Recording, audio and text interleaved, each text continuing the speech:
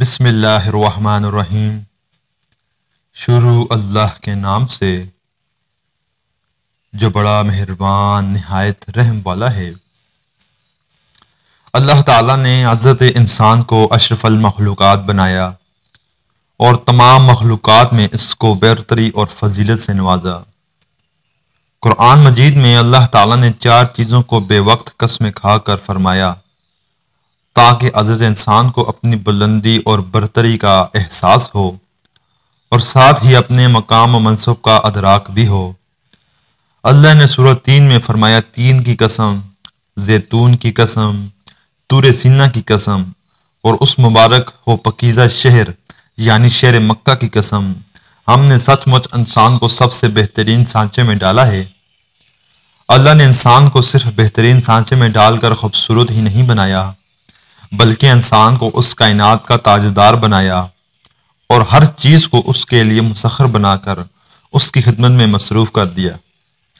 اللہ نے عقل و دانش، فہم و فراست اور شعور و ادراک کی وہ بلندی دی کہ اس نے سمندر کی گہرائیوں اور فضا کی بلندیوں کو فتح کر لیا، لیکن انسان کو جس قدر عظیم اور طاقتور بنایا وہیں اس کو قدم قدم پر محتاج اور ضرورت مند بھی بنایا۔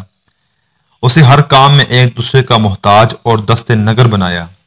ہمیں اکثر لوگ یہ شکایت کرتے نظر آتے ہیں کہ ان کو اپنی زندگی میں وہ کامیابی نہیں ملتی جس کے وہ اہل ہوتے ہیں۔ اس کی کیا وجہ ہو سکتی ہے کہ جتنی انسان طاقت رکھتا ہے، علم رکھتا ہے اور جتنا وہ خود کو اہل سمجھتا ہے، اس کو اتنی کامیابی کیوں نہیں مل پاتی؟ اس کی کیا وجہ ہو سکتی ہے؟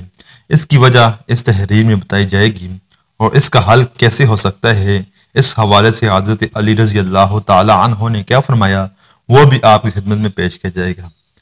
بقیہ ویڈیو شروع کرنے سے پہلے آپ سے ایک درخواست کی جاتی ہے، اس ویڈیو کو مکمل دیکھیں اور اس پر عمل کریں اور ثواب کی نیت کے ساتھ دوستوں اور رشتہ داروں کے ساتھ اس ویڈیو کو لازمی شیئر کریں۔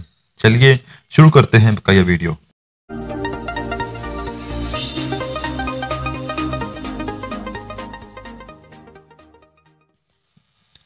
ایک شخص حضرت علی رضی اللہ تعالی عنہ کی خدمت میں حاضر ہوا اور عرض کرنے لگا، یا علی، میں روز کام پر جاتا ہوں لیکن مجھے اس طرح سے کامیابی نہیں ملتی جس کا میں اہل ہوتا ہوں اور نہ ہی دن بھر سکون ملتا ہے۔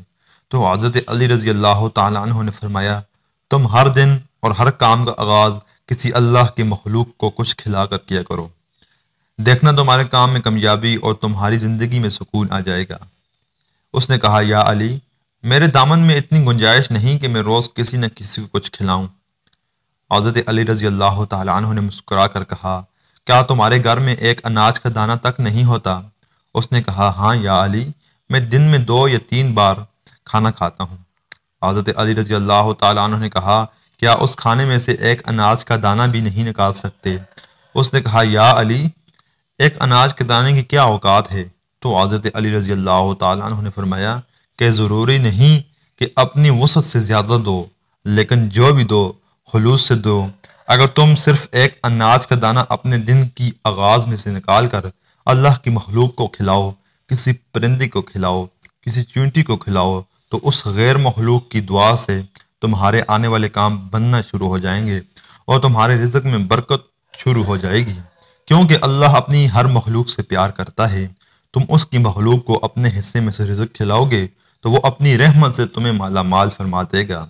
تو حضرت علی رضی اللہ تعالیٰ عنہ کے اس فرمان سے ظاہر ہوتا ہے کہ انسان جو شکایات کرتا ہے کہ میں جس کام کا اہل ہوں، جس کامیابی کا اہل ہوں، وہ مجھے نہیں مل پاتی ہے، تو اس کو حاصل کرنے کے لیے اللہ کی مخلوق کی مدد کیجیے۔